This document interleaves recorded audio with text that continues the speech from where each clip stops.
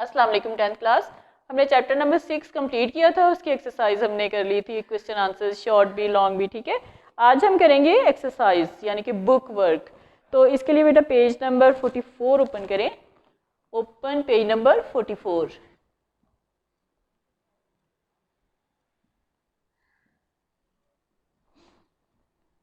क्योंकि पेपर में क्वेश्चंस के अलावा एमसीक्यूज भी आते हैं। ठीक है, तो यहाँ पे गलत दुरुस्त दिए गए हैं, एमसीक्यूज दिए गए हैं, फिल इन द ब्लैंक्स दी गई हैं। अगर ये पूरे चैप्टर में से बनाए गए हैं, ठीक है, तो अगर इसमें से जो है यही जो है टिक क्रॉस हैं या फिल इन द ब्लैंक्स हैं, इनको भी जो है एमसीक्यूज की फॉर्म में लाया जा सकता है।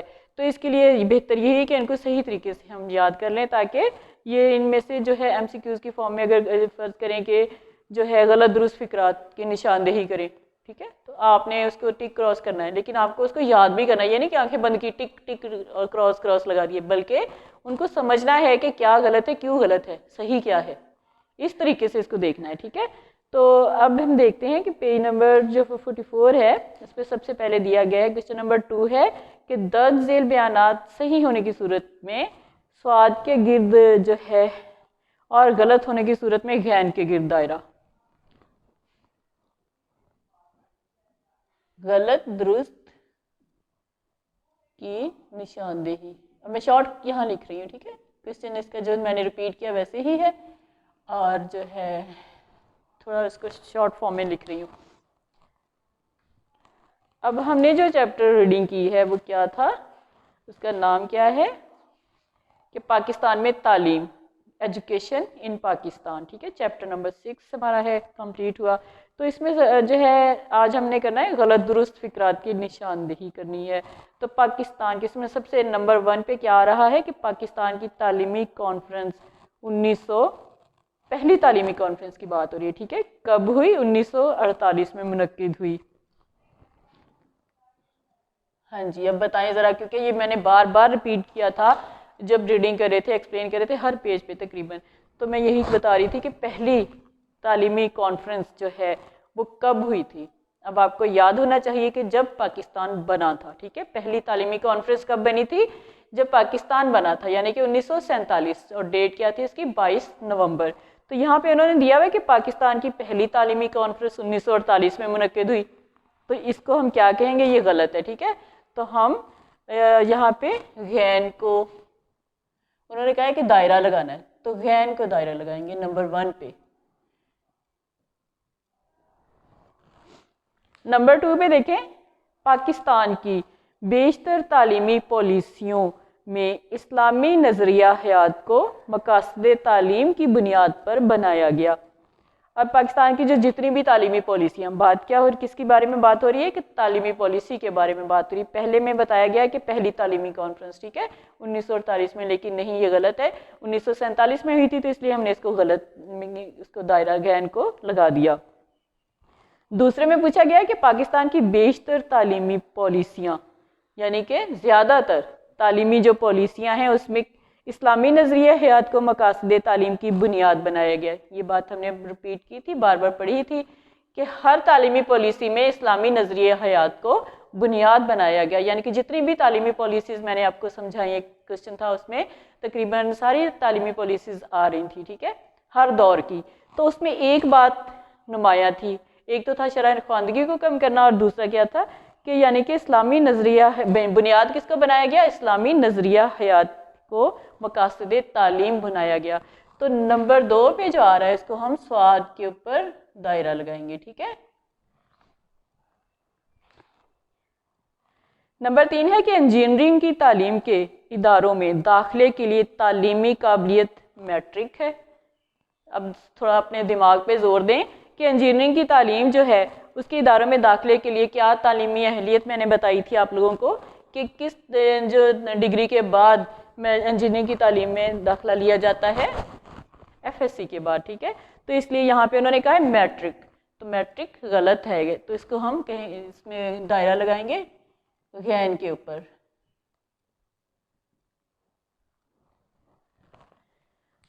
फिर उसके बाद है नंबर 4, एलएलबी में दाखिले के लिए तालीमी काबिलियत एफएससी है। अच्छा, एफएससी जो है साइंस, ठीक है, FSC साइंस, FA सिंपल। तो जो है इसकी LLB किसकी डिग्री होती है? कानून की डिग्री होती है, उसमें साइंस का कोई ताल्लुक ही नहीं है, तो ये पेशा वाराना तालीम है, ठीक है। तो इसके लिए जो है FSC ज़रूरी नहीं होती, इसके लिए जो है BA और FA ज़रूरी होता है। तो यहाँ पे उन्होंने FSC कहा है LLB में, तो यहाँ पे हम इसको क्रॉस करेंगे, यानी कि गैन के गिर्द दायरा लगाएंगे। नंबर 4 का गैन जो है उसके ऊपर दायरा लगाना है।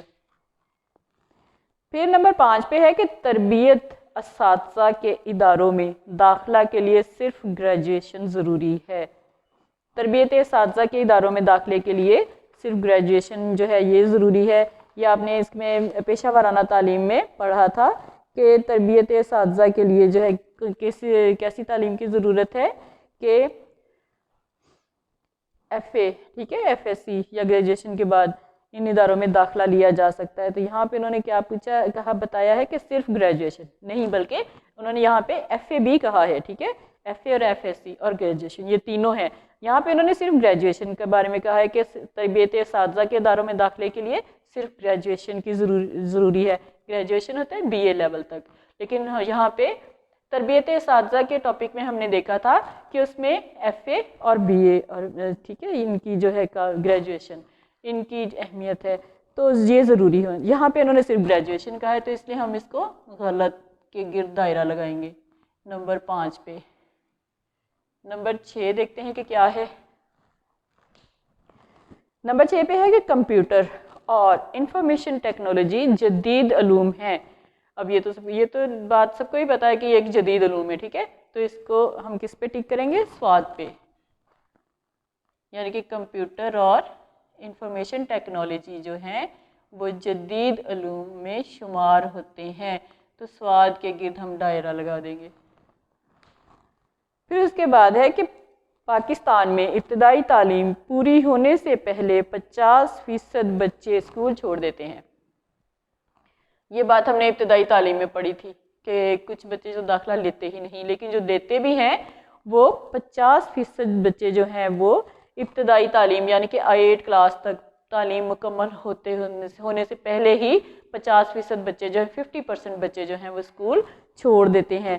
तो यहाँ पे हम स्वाद के गिर्द दायरा लगाएंगे क्योंकि ये सही है, ठीक है।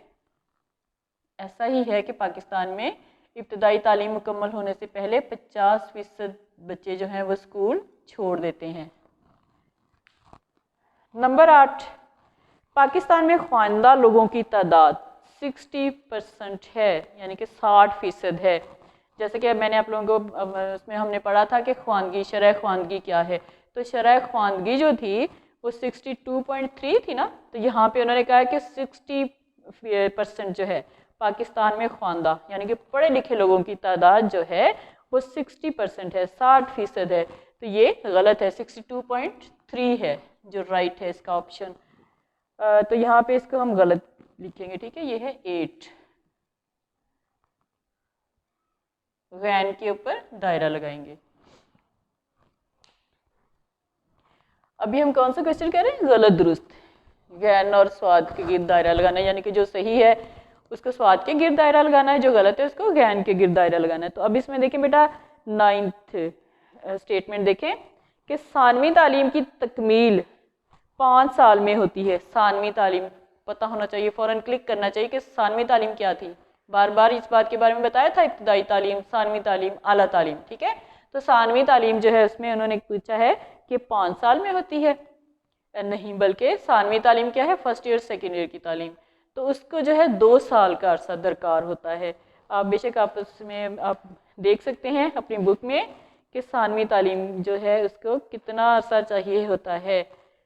सानवी तालीम का मरहला जो 4 साल का है, अगर कहीं पे हायर सेकेंडरी स्कूल हैं वहाँ पर, ठीक है, 4 साल यानी कि 9th 10th first year second year, और वहाँ पे 4 साल है। लेकिन कुछ जो है वहाँ पे कॉलेजेस वहाँ पे सानवी तालीम दी जाती है, उनको 2 साल चाहिए होती है, तो इसलिए 5 साल कहीं पे भी नहीं आ रहे। अगर कॉलेज लेवल पे देखा जाए तो 2 साल, अगर हायर सेकेंडरी स्कूल के लेवल पे देखा जाए तो 4 साल का अरसा चाहिए होता है। यहाँ पे उन्होंने कहा है कि सानवी तालीम की तकमील जो है 5 साल में होती है, यानी कि सानवी तालीम जो है 5 साल में मुकम्मल होती है। तो ये गैन के गिर्द दायरा लगेगा, ठीक है, ये गलत है। फिर उसके बाद है कि पाकिस्तान में तालीम के 3 मदारिज हैं। कितने मदारिज हैं पाकिस्तान में तालीम के? पाकिस्तान में कितने मदारिज हैं कि इब्तदाई तालीम, सानवी तालीम और आला तालीम?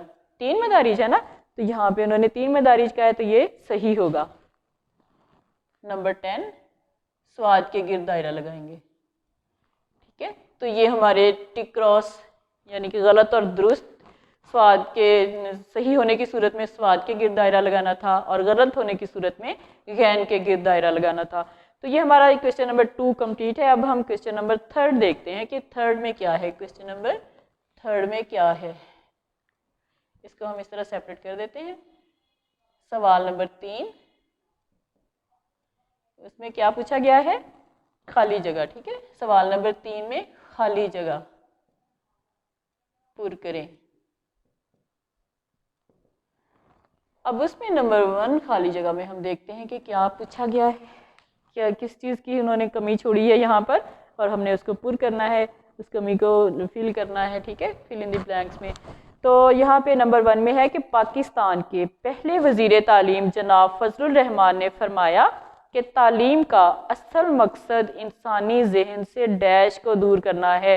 यानी कि तालीम का असल मकसद, जनाब फजलुर रहमान सबसे पहले हमारे वज़ीर तालीम थे, ठीक है। पाकिस्तान के पहले वज़ीर तालीम जनाब फजलुर रहमान थे। तो उन्होंने क्या कहा था कि रूहानी अंसर को जो है उसमें लाजमी लाना चाहिए तालीम में।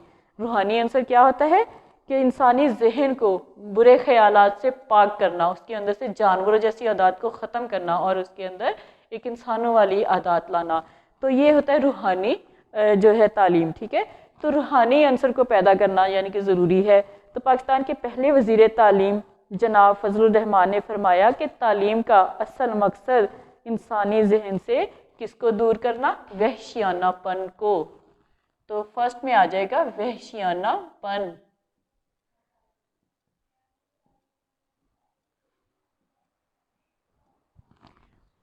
फर्स्ट में आएगा वहशियानापन, ठीक है। अब उसके बाद सेकंड देखें। सेकंड में क्या आ रहा है कि एफएससी के बाद बीएससी की तालीम कितने साल में मुकम्मल होती है? डैश साल में मुकम्मल होती है। अब उसके बाद देखें कि एफए के बाद एफएससी किया, ठीक है। अब इसके बाद जो तालीम है वो कॉलेज लेवल में होगी, ठीक है। तो वो कितने साल में मुकम्मल होती है? 2 साल में। यहाँ पे सेकंड में आ जाएगा 2 साल।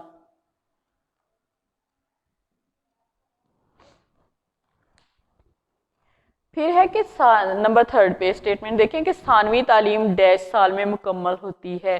सानवी तालीम जो है ये कौन सी तालीम है? इंटरमीडिएट तक की तालीम। अब जहाँ पे स्कूलों में कुछ स्कूल ऐसे हैं जिनको हायर सेकेंडरी स्कूल का दर्जा दे दिया गया है, तो वहाँ पर 9वीं 10वीं और 11वीं 12वीं का हिस्सा अलग कर दिया गया है, पहली से लेकर 8वीं तक के हिस्से को अलग कर दिया गया है। तो इस तरह यानी कि उन ऐसे स्कूलों को हायर सेकेंडरी स्कूल कहा जाता है। तो वहाँ पे सानवी तालीम जो है, सानवी तालीम सेकेंड ईयर तक, ठीक है, 12वीं जमात तक की तालीम है।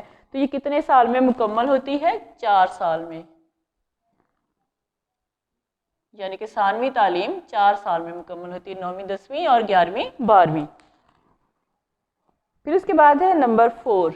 नंबर 4 पे है कि पाकिस्तान में तालीम को 2 बड़ी किस्मों पेशा वाराना और डैश में तकसीम किया जाता है। अब पाकिस्तान में तालीम को कितनी किस्मों में तकसीम किया जाता है? एक तो है पेशा वाराना और दूसरी तालीम कौन सी है? दूसरी बड़ी किस्म कौन सी है? आम तालीम। यानी कि पाकिस्तान में तालीम को 2 बड़ी किस्मों में तकसीम किया जाता है। उसमें एक है पेशा वाराना और दूसरी है आम तालीम।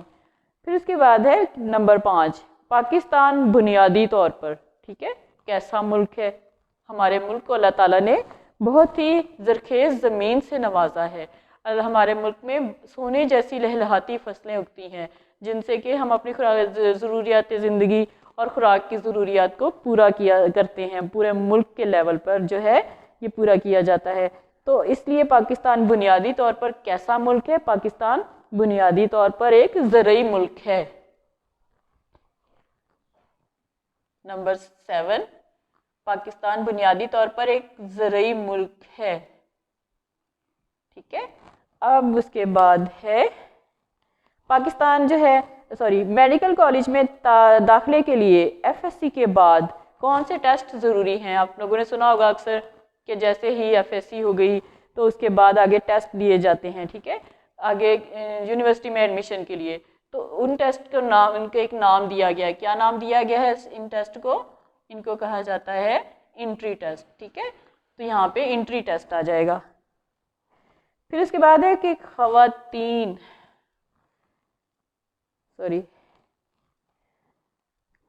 की तरबियत के लिए होम इकोनॉमिक्स के मज़ामीन पढ़ाए जाते हैं। कौन से मज़ामीन पढ़ाए जाते हैं जो ख़वातीन की तरबियत करते हैं? Home economics. ये हमारे कितने हो गए? 1 2 3, यहाँ पे आना था 4, ये 5 और ये 6 7 जो है फिल इन द ब्लैंक्स हमारी कि ख़वातीन की तालीम के लिए कौन से जो है मज़ामीन पढ़ाए जाते हैं? Home economics.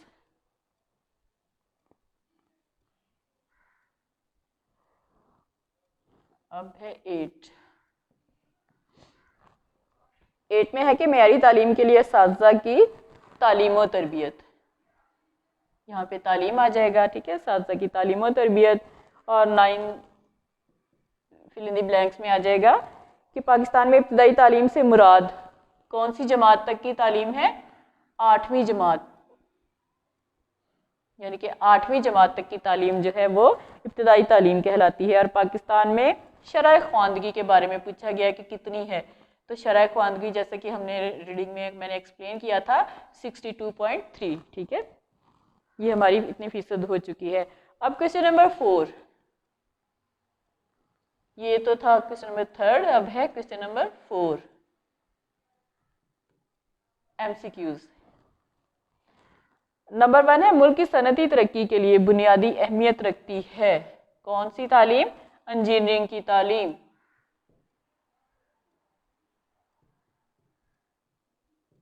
इंजीनियरिंग की तालीम जो है मुल्क की बुनियादी सनती तरक्की में बुनियादी अहमियत रखती है। और उसके बाद नंबर 2 है इब्तदाई तालीम का दौरानिया कितना है? 8 साल, फर्स्ट क्लास से लेके 8 क्लास तक है, ठीक है, तो 8 साल का अर्सा इसके लिए दरकार होता है। और नंबर 3 MCQs है इब्तदाई तालीम से आला मदारिस तक मुफ्त तालीम फराहम की जाती है कहाँ पे? दीनी मदारस में मुफ्त तालीम कहाँ पे दी जाती है? इब्तदाई तालीम से आला लेवल तक दीनी मदारिस में। नंबर 4 सानवी तालीम का दौरानिया यहाँ पे पूछा गया कितना है कि सानवी तालीम यानी कि फर्स्ट ईयर, सेकेंड ईयर, 9 10, तो इसमें 4 साल, सानवी तालीम का दौरानिया 4 साल। और नंबर 5 जिंदगी के तमाम शोबों में रहनुमाई और क़यादत का किरदार अदा कर रहे हैं कौन? आला तालीम याफ्ता लोग, ठीक है। और उसके बाद है पाकिस्तान में तालीम के मदारिज 3, और पाकिस्तान में पहली तालीमी कॉन्फ्रेंस